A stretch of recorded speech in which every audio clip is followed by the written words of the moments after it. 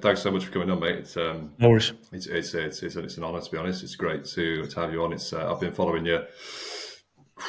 When did I start? Maybe over 5 years ago. So I think it's Okay. it's been a long one following your stuff from when I first started. So Nice one. it's good to chat with you. Cheers, mate.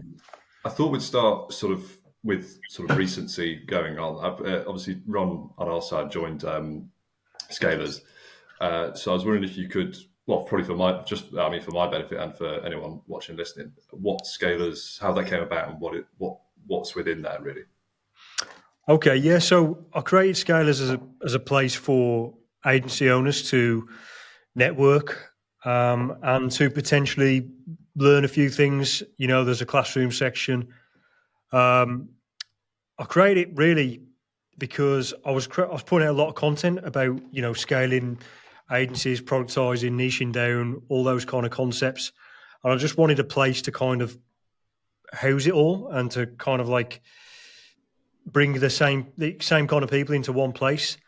Yeah, something bigger than a Reddit forum. Yeah, exactly. And yeah, you kind of get a bit more.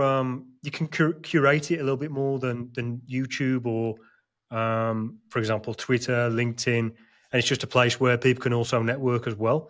But also selfishly, it's kind of the big game plan is, you know, if I get a lot of agencies in one community, maybe they'll use FATJOE one day. Maybe they will, maybe they won't. But yeah, absolutely. Yeah. It's definitely a huge platform for. Well, it's not even that niche, really, is it? In terms of SEOs and people up in agency side of things. Yeah, not really. I think there's a lot of agencies starting these days and not particularly SEO as well, who are kind of interested in the concepts of productization as well. So we in Scalers we get a lot of automation agencies in there, people who are starting AI and automation kind of setups for clients. So there's a lot of different kind of agencies in there. Nice.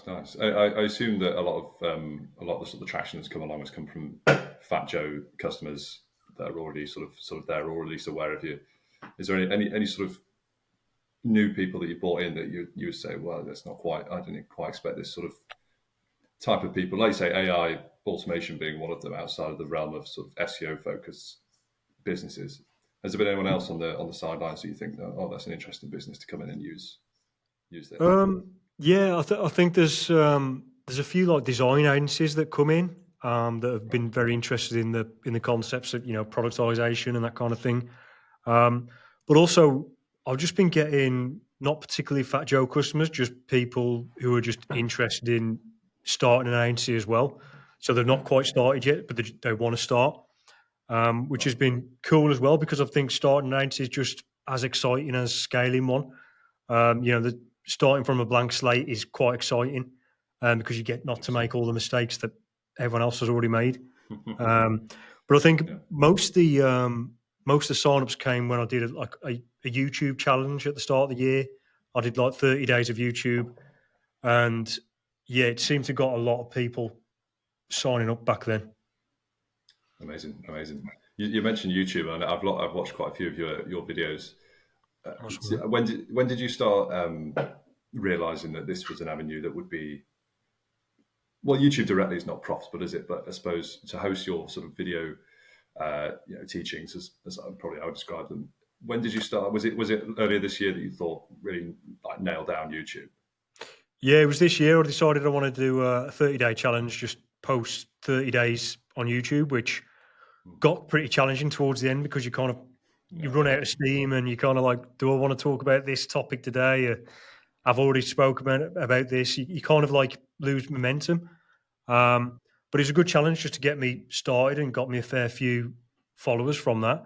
But YouTube, I've always been really sort of enthusiastic about as a platform because it's a bit different to other social media platforms because it's everything you put out there compounds over time. So with a tweet or with a LinkedIn post, it decays.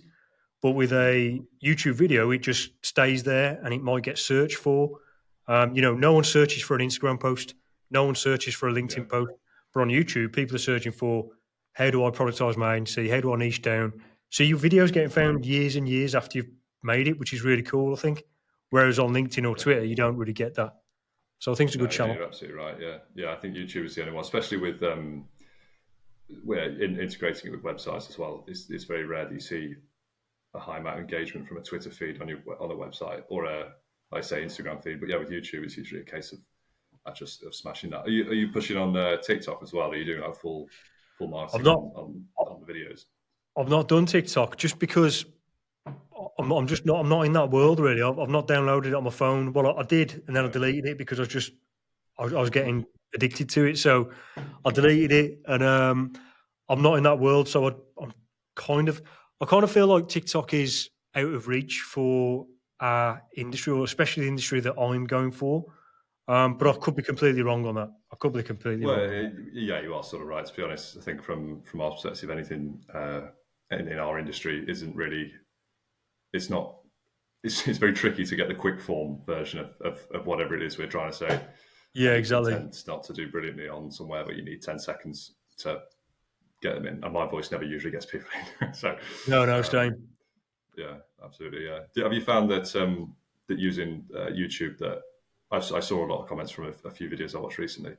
It's a case of people finding you for like that aren't connected, isn't it? Like in terms of so, oh, this is a great video. I didn't realize I could do X, Y, and Z. I think I watched your PPC looking for PPC clients and the process of that. That's a great video. I think I saw the comments in there. It looked like obviously I don't know specifically, but it looked like people coming across and it'd be like, oh shit, that's a new avenue for me. Instead of it being following you or it's been the way that I've Yeah. seen it.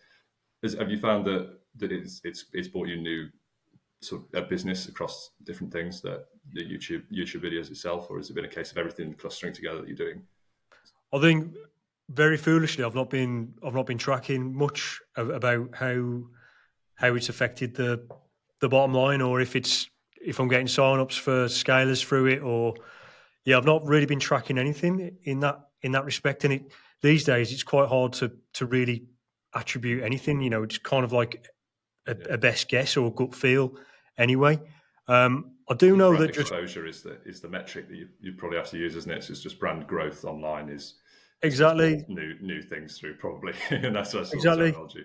Yeah, I think I'm just like I'm a big believer in just dropping out value as much as possible, like as much free value as possible, and just having a gut feel or kind of faith that it's gonna come back in some way. You know, someone might follow you on Twitter, but then they might place an order 2 months later, or they might become your biggest customer. You know, months after that. So you never know. yeah, I just think as long as you're putting out stuff that's really useful and valuable, I think you get it back some way. But YouTube's got a really good it's got a really good suggestion system anyway. I think if someone's watching a video that's remotely related to yours, like yeah. they kind of know what people are going to be interested in. It's also got a good retargeting system built in. So if they watch one of your videos, they're going to be followed around by more of your videos over time.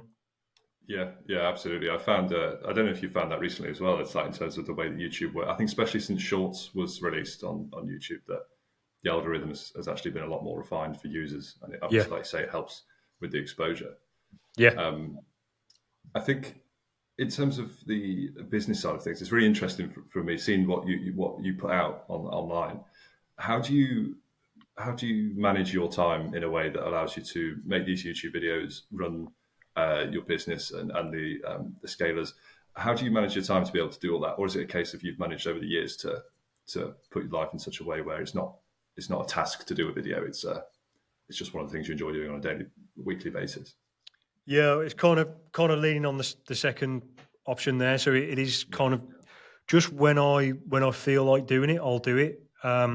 Luckily, Fat Joe now has got a really good team that manages the day to day, and we've got a great head of operations, head of marketing. We've got production team which run itself, the development team which run themselves. Like it needs little input from me on a day to day basis. You know, when I do get involved, I'm kind of getting in the way most of the time.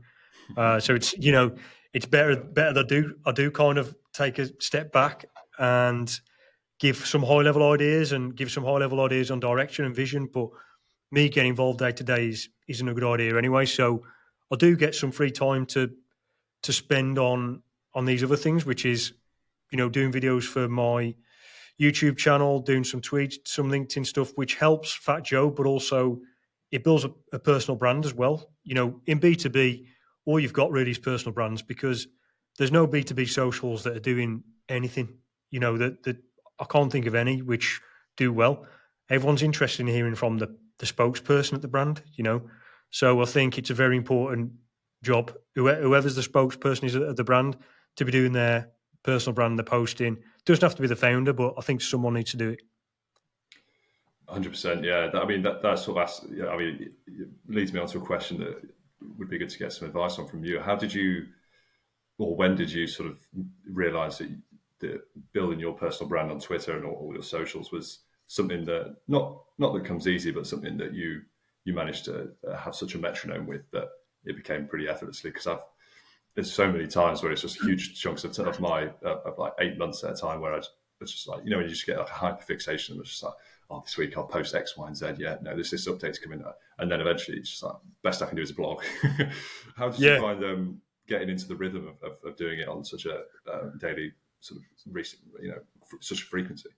I think it's because I went to this networking dinner, and there was about 5 other people on the table, and we was all talking about Twitter, and I had the least followers. I had about 400 followers, and all the rest of them had like 4,000, 5,000, 10,000. And I was just really annoyed. And I was like, I want to do that. So I went on a bit of a mission. I just started posting every single day. And I think that's the key to it. You've got to set yourself a challenge, whether it's 30 days or even, 10 days. Just post every single day and see what happens to your engagement. You've also, I think, got to spend a bit of time, commenting on other people's posts and tweets and stuff like that to try and get a bit of engagement that way. But I think adding value to the town square, the digital town square. If you've got something free, something that really is like worth a lot of money, but you just give it away, you're going to get a lot of attention that way, and you'll get a lot of followers. So at the start, I developed a plugin called Query Hunter. I don't know if you remember that, but I've used that a few times. Yeah.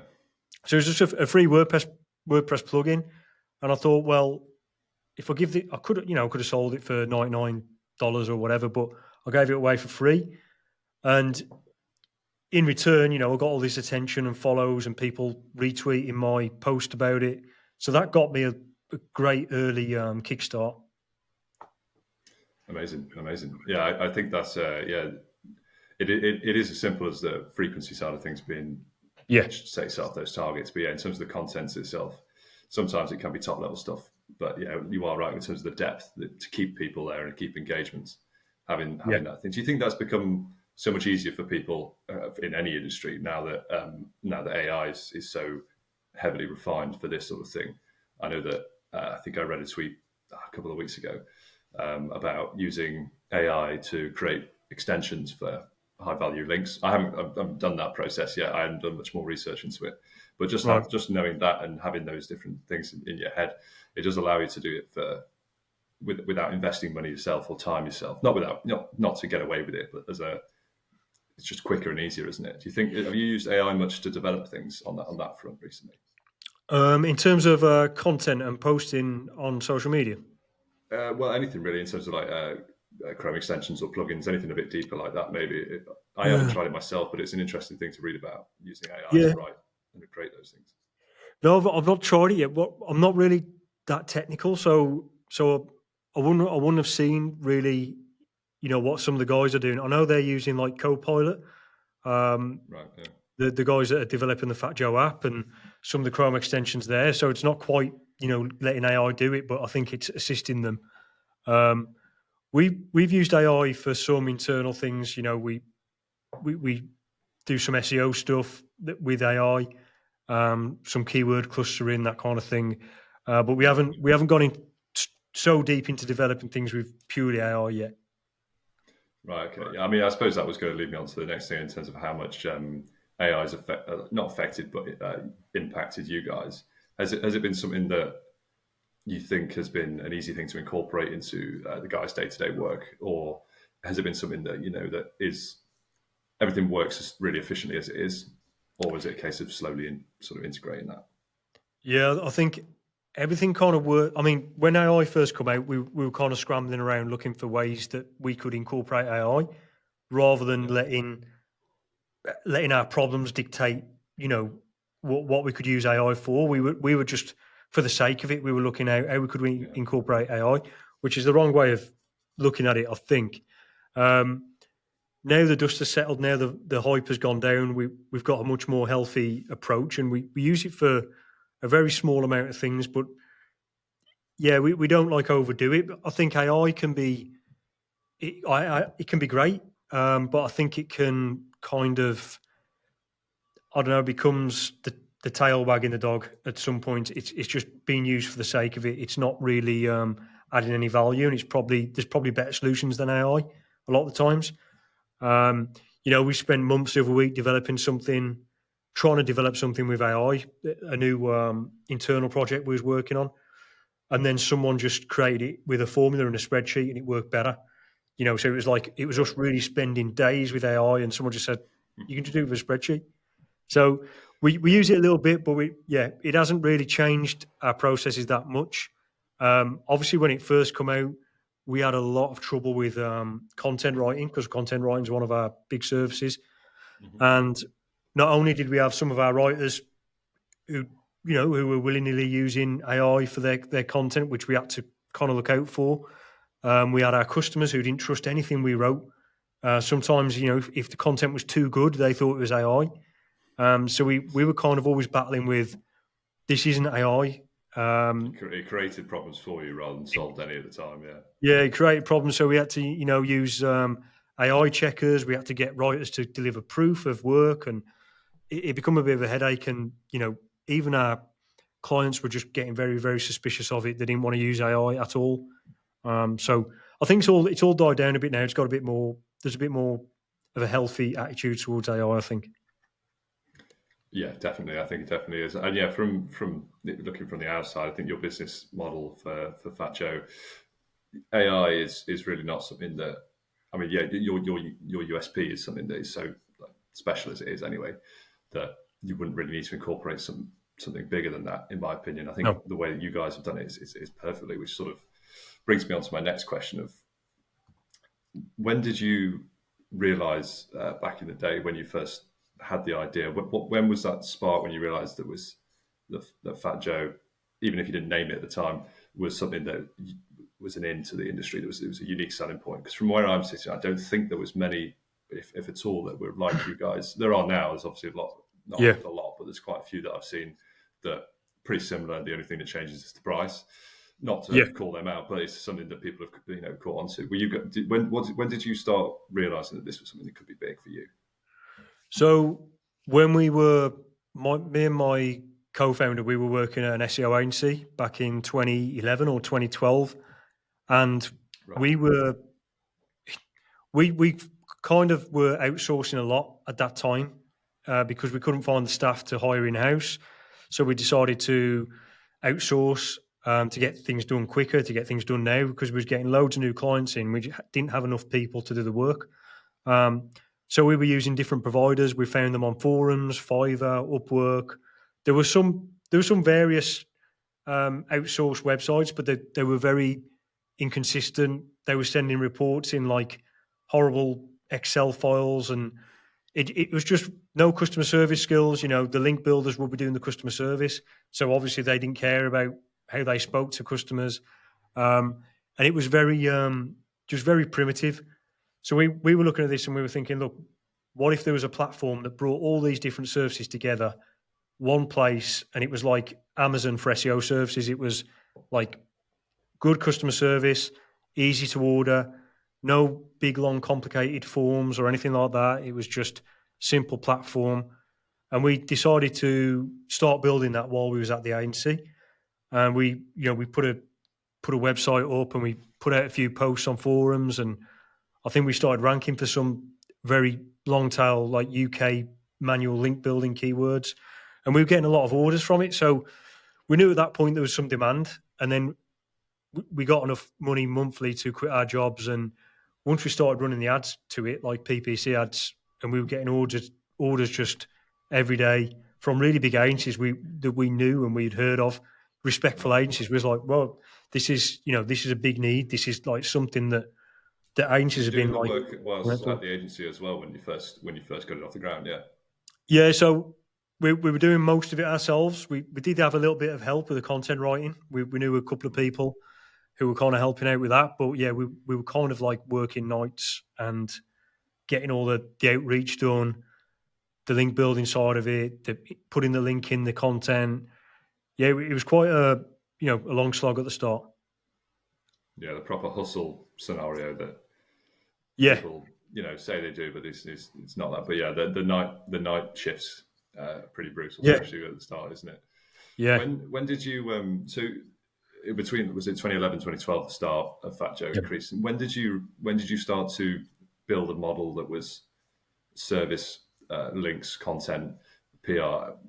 How did you navigate finding the right people to manage and do those things for the long term? Because obviously a pool of freelancers, that could be quite difficult. Was it? I imagine it wasn't a normal staff sort of structure either, was it? No, so for the first year, it was myself and my co-founder and one in-house administrator, and we basically were only doing link building to begin with, and we just had maybe 5 or 6 writers on like contracted, so we only paid them per article, and that was enough really to kind of like fulfill our first year of orders, which is not a lot compared to what it is now. But every time our orders increased, we just increased the amount of writers. So it was kind of like it was very easy to scale up and down. And then when all this happened with no plan. So we didn't have a grand master plan, but we were just like taking each day as it came. So when we had a lot of writers, at one point when the orders were getting quite a lot, we had 2 admin people, and then we might have had 25 writers. We were thinking, well, agencies also want content writing. We've got a load of writers to write the guest posts. Shall we get them to write content as well? So we just thought, well, maybe that'll work, maybe it won't. We put content writing on the website. People started ordering that as well. Our writers didn't know if it was a guest post or a piece of content. They didn't care. They were just writing to a brief, so it made no difference to them. We were paying them exactly the same. And then from there, I can't remember what the next service was. I think maybe we launched a couple of design services, which was quite difficult because we had to find some good designers. But in the same way as we approach content writing and link building, we just employed contracted people that were paid per unit of work. So we never employed anyone on the payroll for these services. We scale up and down as with demand. Fair enough. Yeah, that sounds like a solid business model, even if you didn't mean it at the time. It sounds like a solid sort of business model. When it came to sort of the numbers increasing, I remember when I first started at my first agency, Embryo. I don't know if you remember. Don't know if you know them. Yeah. We didn't really use any sort of link building service in terms of there was no one dedicated to do it, or there was no. It was very sort of not formed very well. It wasn't something that was huge in the part of the business at the time. But when we started using FATJOE, we used it quite a lot, and it was never a case of having to change then. Like it was just a permanent fixture, and that was sort of it was quite at the time. I didn't have enough experience to know this, but looking back, it's quite extraordinary to be able to just plug sort of one issue that hasn't been able to be fulfilled by just sort of using one business. Have you found that agencies have come in like that and just stuck, and that's been sort of a regular occurrence?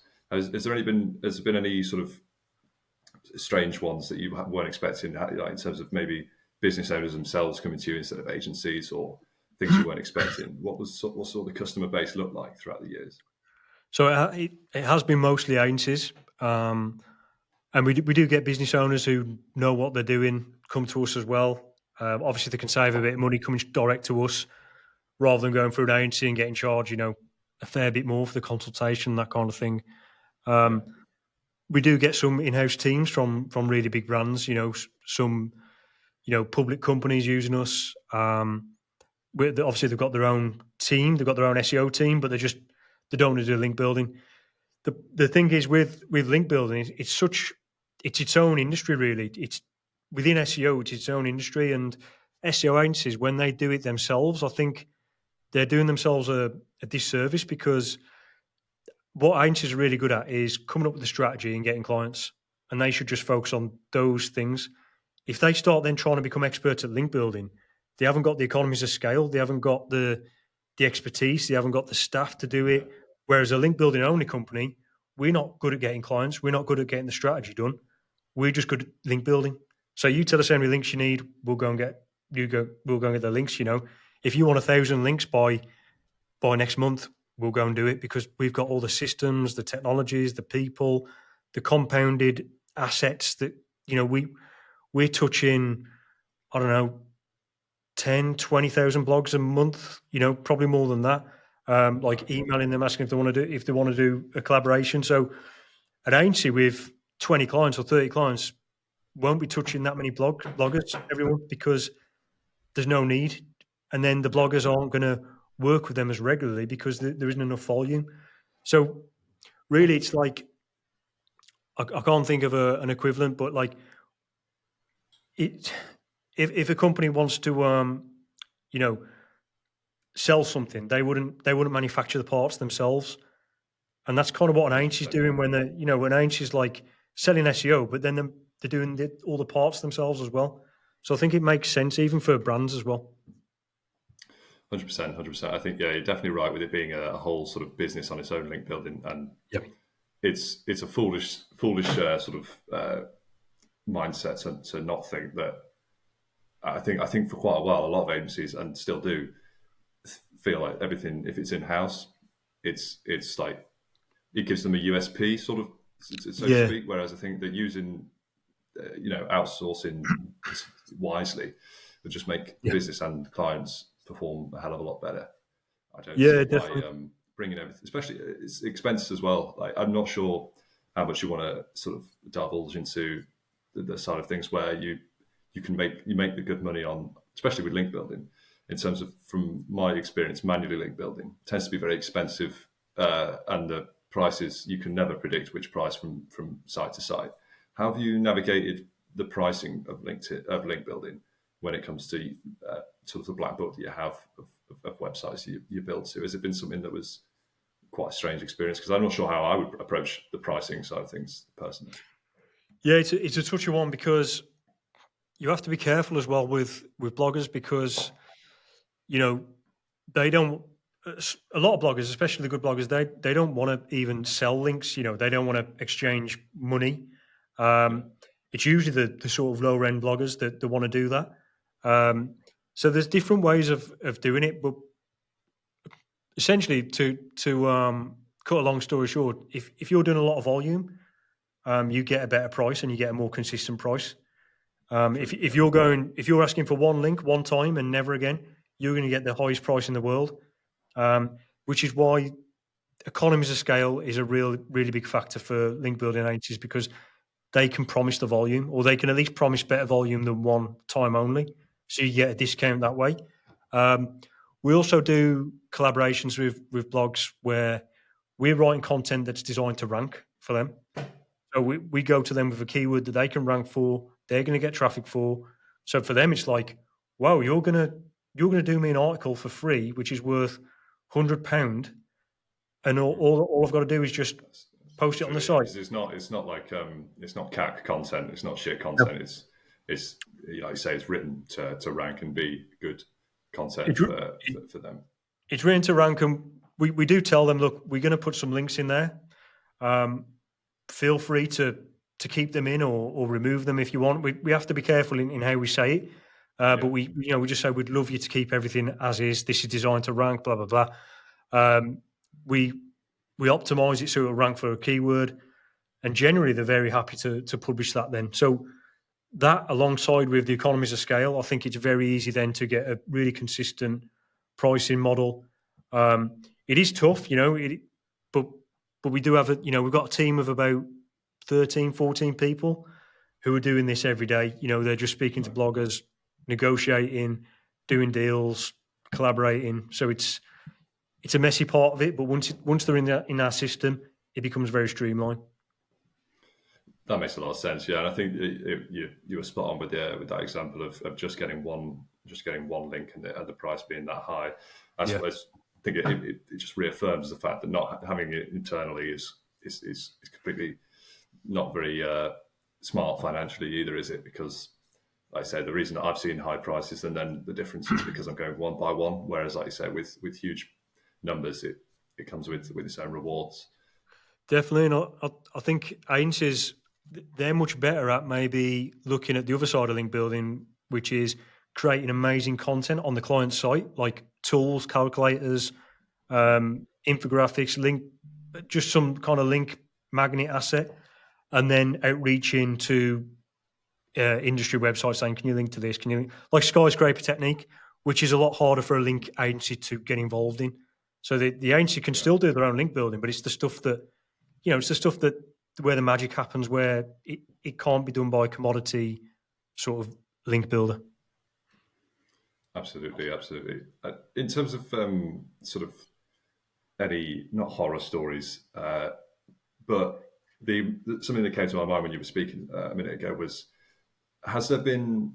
It sounds like overall you've got a solid sort of base of websites you link from, but has there been many scenarios where SEOs specifically are monitoring that, and if one drops out, has there been a lot of that over the years, or has it been quite consistent with being okay? Has anyone sort of lashed out because 3 links had disappeared after 4 months of it being live and after paying for it? Oh no, that's not in your control, but is it something that you had to deal with? We do have to deal with it because bloggers essentially have control of their own site, and we don't own them. We don't own the content even. We give them the content. We say this is yours. So we do have to deal with it, and when it happens, we just replace it free of charge. We have a 12-month guarantee on all our links, which means we'll replace it. But even if someone comes to us after 2 years and says, this link has gone down, we'll replace it.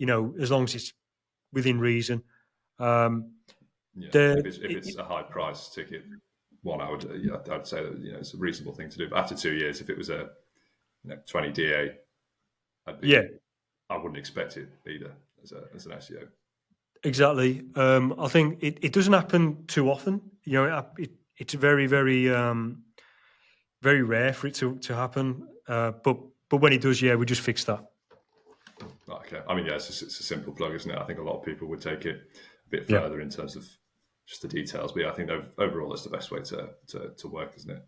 Yeah. I don't want to take up too much of your time, but I just had one final question on sort of the recent, well, maybe 2 questions, but on the recent sort of landscape of things. In terms of 2024 alone, 2023 was crazy from Google, but in terms of updates and so many changes happening, even now as we speak, have you seen anything, or is there any specific examples where that's affected your business or you personally, where you've seen things and been like, wow, I wasn't quite expecting that? I really weren't expecting the death of niche sites, to be honest. Even though, like, I owned 3 or 4 of them, and they were horrible sites, to be honest. They weren't adding any value to the internet or anything. Right. But I just weren't expecting them to go to like 0. They just completely died. Yeah. So on a personal level, like I weren't expecting that.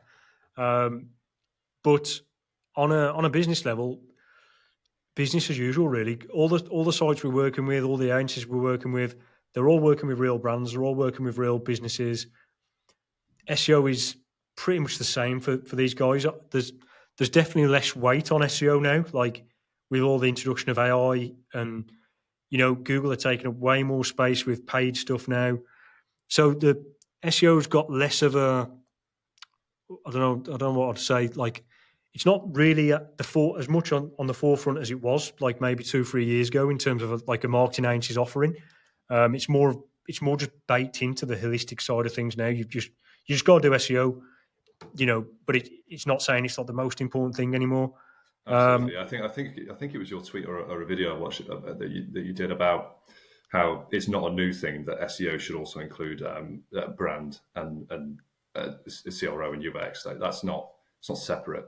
It should all be Yeah, seen as one rather than just content links and tech, because it's the older approach. Whereas now it is much more brand focused, isn't it? And like I say, it is the niche sites on Twitter that have seen all the disruption. From my side, none of our clients have seen a dip from yeah, caused by Google.